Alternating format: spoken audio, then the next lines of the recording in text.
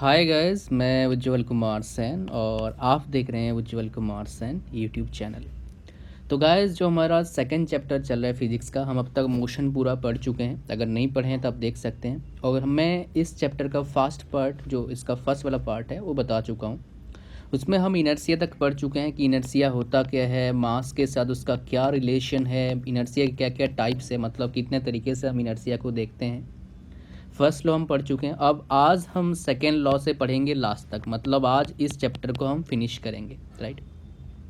तो second law of motion basically अगर definition की बात करोगे, ये क्या बोलता है, जो मोमेंटम है mass upon mass multiple velocity, rate of change of momentum बोलता है mass into velocity upon time is directly proportional to क्या बोलता है, अनबैलेंस्ड फोर्स, राइट।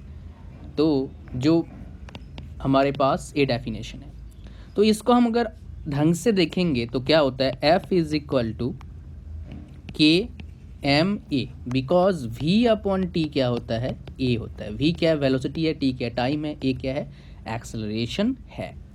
लेकिन जब हम न्यूमेरिकल देखते हैं या फिर हम कहीं पढ़ते हैं, इन जनरल हम क्या पढ़ते हैं, F is equal to M A, क्या पढ़ते हैं, force is equal to mass into acceleration, हम यही चीज़ पढ़ते हैं।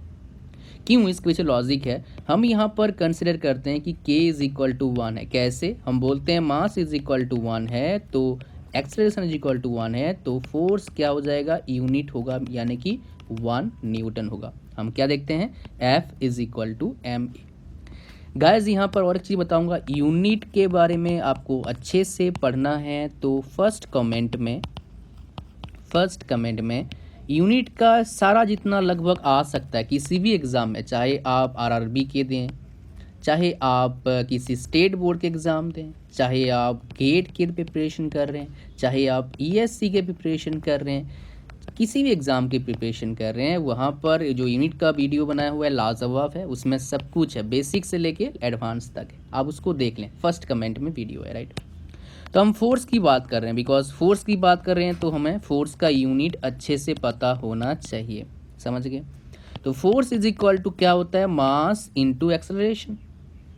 एम को हम मास बोल रहे हैं, मास का यूनिट क्या होता है एसआई में, केजी, और एक्सेलरेशन का एसआई में क्या यूनिट होता है, मीटर पर सेकेंड स्क्वायर। यानी कि हमारे पास यूनिट क्या आ गया फोर्स का, केजी मीटर पर सेकेंड स्क्वायर, राइट। अगर वहीं सीजीएस की बात करें तो क्या आ जाएगा, ग्राम सेंटीमीटर पर सेकेंड स्क्वायर, राइट।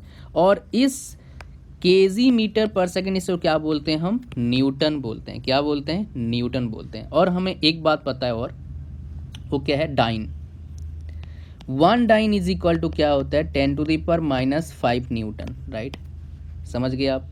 ये डाइन क्या होता है, बेसिकली सीजीएस की बात करता है। मतलब हम डाइन सीजीएस में लेते हैं, न्यूटन हम लेते हैं किसमें, हम एसआई में। और इसका मतलब डाइन है और इसका मतलब क्या है, न्यूटन है, समझ गए। तो 1 न्यूटन इज इक्वल टू क्या होता है, बेसिकली अगर ऐसे बोलेंगे, मतलब इसको अगर इधर ट्रांसफर कर दें क्या हो जाएगा, 10⁻5 डाइन। और 1 डाइन इज इक्वल टू क्या हो जाएगा आपका, 10⁻⁻5 न्यूटन। इसका मतलब क्या हो गया, डाइन क्या है, छोटा है, न्यूटन क्या है, बड़ा है, और बहुत बड़ा है, राइट। इससे आपको समझ में आ गया भाई डाइन और न्यूटन में क्या रिलेशन है, राइट। अगर आप बात करेंगे कुछ एप्लीकेशन की, भाई सेकेंड लॉ अब काम कहाँ आता है, सेकेंड लॉ बहुत जगह काम आता है। अगर आप बात करोगे एप्लीकेशन के, जैसे मान लो फील्डर है जो कैच करता है बॉल को, राइट, और वो क्या करता है, थोड़ा सा पीछे लेके कैच करता है, मतलब नीचे झुका कैच करता है ताकि कोई प्रॉब्लम ना हो, इजीली कैच को पकड़ ले। तो वहाँ पर सेकेंड लॉ का क्या है, आपका एप्लीकेशन है। अगर और बात करें कि सेकेंड लॉ का एप्लीकेशन कहाँ पर है, जैसे कोई एथलीट जंप करता है, राइट, तो उसमें भी सेकेंड लॉ का एप्लीकेशन है, राइट। उसके बाद कोई बॉक्सिंग कर रहा है, बॉक्सर है, उसमें भी क्या है आपका, सेकेंड लॉ का एप्लीकेशन है। मतलब पीछे हम थोड़ा सा बैकवर्ड करके मारते हैं, समझ रहे हो ना। जो बॉक्सिंग करते हैं उनको उसके बारे में ज़्यादा नॉलेज होगा। तो गाइज, ये था हमारा फोर्स से कहानियाँ, मतलब फोर्स के बारे में हम क्या सीख रहे हैं। अब हमारा किसके साथ रिलेशन था, बेसिकली फोर्स का, मोमेंटम का, राइट, रिलेशन था। और आपका फोर्स हमने कहाँ देखा, एक्चुअली हमने देखा कहाँ पर, सेकेंड लॉ ऑफ मोशन में, कि फोर्स का कहाँ पर यूज़ हो रहा है यहाँ पर, राइट। अब हम गाइस बात करेंगे थर्ड लॉ ऑफ मोशन के। ये सारे को याद रहता है कि for every action there is an equal and opposite reaction. लेकिन यहाँ पर मैं आपको एप्लीकेशन बताऊँगा जहाँ शायद आपको काम आ जाए एप्लीकेशन। कोई बॉल को हमने फेंका दीवार पर, बॉल बाउंस बैक आता है, वो क्या है आपका थर्ड लॉ ऑफ मोशन है, राइट। उसका अगर बात करते हैं और थर्ड लॉ ऑफ मोशन के एप्लीकेशन की, जो बहुत ही ज़बरदस्त है, मज़ेदार है। अगर मान लो काम आप चल रहे हो रोड पे ऊपर, वर्क कर रहे हो, वो क्या है आपका थर्ड लॉ ऑफ मोशन का है। गन की बात करेंगे बिकॉज गन से क्वेश्चन आता है, राइट। रिकॉइलिंग ऑफ गन से क्वेश्चन आता है। गन भी क्या है थर्ड लॉ ऑफ मोशन के ऊपर काम करता है। आप मान लो कोई बोट है जो रिवर के ऊपर या समुद्र के ऊपर जा रहा है, तो क्या है थर्ड लॉ ऑफ मोशन है। फ्लाइट जो आपका प्लेन है वो किसके ऊपर काम करता है, थर्ड लॉ ऑफ मोशन के ऊपर काम करता है। ये सारा क्या है हमारा एप्लीकेशन है थर्ड लॉ ऑफ मोशन का। होपफुली आपको समझ में आया भाई साहब कि थर्ड लॉ ऑफ मोशन होता क्या है और उसका एप्लीकेशन क्या है, समझ गए। अब गाइस चलते हैं नेक्स्ट पार्ट जो हमारा इंपॉर्टेंट है, वो क्या है law of conservation of momentum. हमने अब तक देखा मोमेंटम क्या होता है, लेकिन अब देखेंगे law of conservation of momentum. ये मोस्ट इंपॉर्टेंट टॉपिक है आपका एग्जामिनेशन पॉइंट ऑफ व्यू। यहाँ से क्वेश्चन आते हैं और 9th क्लास में काफ़ी बार क्वेश्चन आते हैं। जो भी पेपर देते हैं उनको पता होगा, लेकिन आप भूल गए होंगे शायद।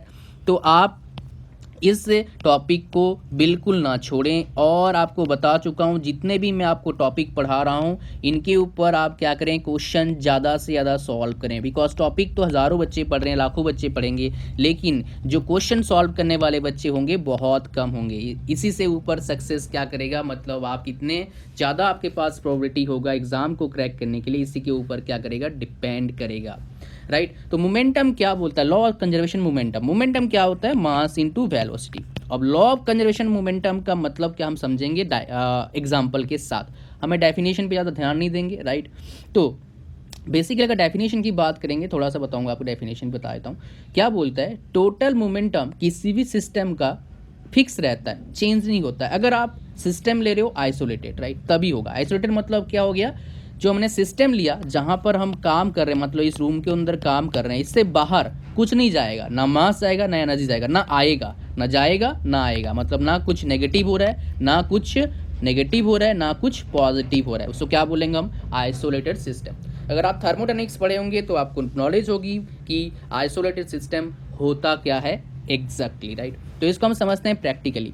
मैंने क्या ले लिया, एक बॉल ले लिया x और एक बॉल क्या ले लिया y।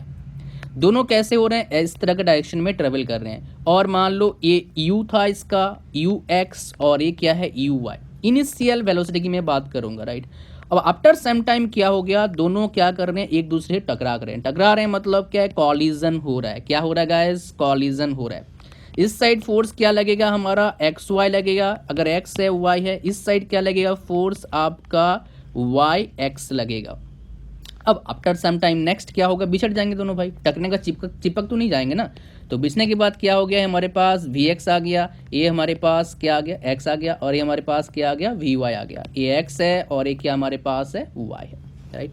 ये हमारे पास क्या है, बिफोर कॉलिजन का केस है, बिफोर कॉलिजन टकराने से पहले की टाइम। ये क्या है, जब कॉलिजन होता है, एट कॉलिजन केस है। ये क्या है हमारे पास के है, क्या केस है, आफ्टर कॉलिजन का केस है, राइट।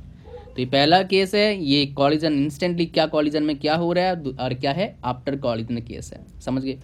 इससे हमारे पास एक इक्वेशन निकल के आता है। इसके बाद ही बताऊंगा कोयल केस में क्या होता है। वो इक्वेशन क्या है आपके साथ रखना बहुत जरूरी है। कैसे आ रहा है आपको सीखना नहीं है, बस आपको पता होना चाहिए क्या आ रहा है, वो इंपॉर्टेंट है।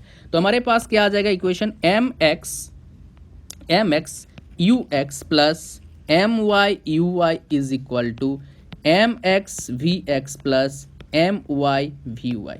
ये हमारे पास रिलेशन आ चुका है हमारे पास कि ये जो मोमेंटम है दोनों बॉल का, वो क्या होंगे, इनिशियल दोनों का addition is equal to final दोनों का एडिशन। इसी को क्या बोलता है, कंजर्व्ड बोलता है। मतलब क्या, चेंज नहीं होगा, कंजर्व्ड है, समझ गए।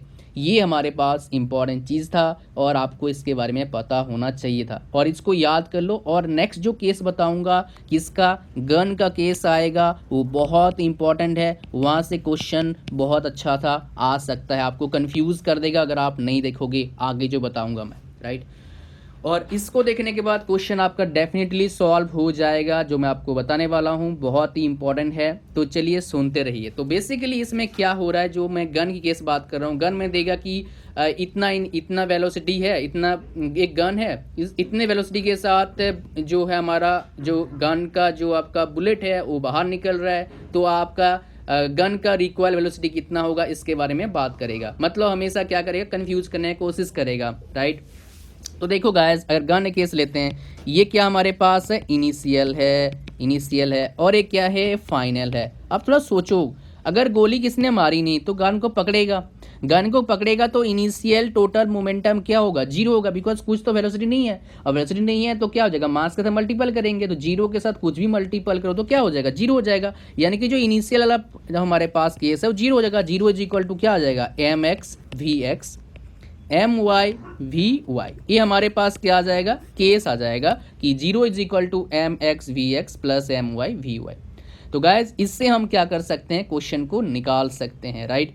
आप अगर मान लो इसको, मान लो ए एक्स वाला मान लो आप गन को लो, वाई वाला आपको इसको बुलेट के लो, आपके ऊपर डिपेंड करता है आप कैसे उसको कंसिडर करते हैं, उसके ऊपर कोई ज़्यादा फर्क नहीं पड़ेगा। तो गाइज इसी के साथ और एक शानदार लेसन हमने ख़त्म कर दिया किसका, force and laws of motion का। अब गाइज जैसे कि मैंने पूछा था कि कौन सा आप मतलब चैप्टर हम नेक्स्ट करेंगे, तो हम करेंगे अब ग्रेविटेशन। बहुत सारे ने बोला कि ग्रेविटेशन के बारे में हम पढ़ेंगे, तो आपको ग्रेविटेशन नेक्स्ट चैप्टर में पढ़ाऊंगा मैं। और होपफुली गाइज आपको मज़ा आ रहा है पढ़ने में, और थोड़ा सा हो सकता है अगर आप तक नहीं पढ़े हैं तो हो सकता है आपको थोड़ा सा डिफिकल्ट लग रहा होगा। तो आज का क्वेश्चन क्या है वो आपको मैं पूछूंगा अभी। तो उससे पहले एक चीज़ बता दूं गाइस, मैं फिर से बताने की कोशिश करूंगा कि क्या है वो, कि अगर मान लो आप प्रैक्टिस नहीं करोगे क्वेश्चन तो आपको मैक्सिमम बेनिफिट्स नहीं मिलने वाले हैं जो मैं ट्यूटोरियल बना रहा हूँ। तो गाइस जितना हो सके क्वेश्चन प्रैक्टिस करें। और आप क्वेश्चन प्रैक्टिस कहाँ से करें, बुक्स का लिस्ट नीचे डाल दिया है, उसमें एक बुक है जो प्रीवियस ईयर का है, वो सारे के पास होना चाहिए। पीडीएफ से पढ़ना बंद कर दो। मैं आपको बता दूं पीडीएफ से सिर्फ आप क्या कर सकते हैं, आप रेफरेंस मतलब एक दो टॉपिक उठा के पढ़ सकते हैं। अगर सारे का पढ़ने का कोशिश करोगे तो कुछ नहीं आएगा। खुद का नोट्स बनाओ, शॉर्ट नोट्स बनाओ, रिविजन करो बार बार, तभी काम आएगा, नहीं तो भूल जाओगे, राइट। अगर आप मेरे 4-5 I think 6 number 5th number tutorials है, अगर आप मेरे सारे ट्यूटोरियल देख रहे हो तो जो मैंने पहले पढ़ाया था वो शायद आप भूल गए होंगे, राइट। तो गाइस भूलने का, बीमारी से बचने का एक ही तरीका है, बार बार रिवीजन करें। उसके लिए कोई और क्या बोलते हैं, टैबलेट नहीं आता, नहीं तो आप खरीद लेते हैं, मुझे पता है। ऑलराइट गाइस, आज का क्वेश्चन क्या है, explain why some of the leaves may get detached from a tree if we vigorously shake its branch। इसका मतलब क्या हुआ, अगर हम किसी ट्री के नीचे वाले हिस्सा को जोर से हिलाएंगे, वो आपने देखा होगा ना एनिमेशन में दिखता है कभी कोई जोर से हिला रहा है कोई, राइट। तो क्या होता है, पत्ते गिर जाते हैं, बहुत सारे पत्ते गिरते हैं। क्यों गिरते हैं उसके पीछे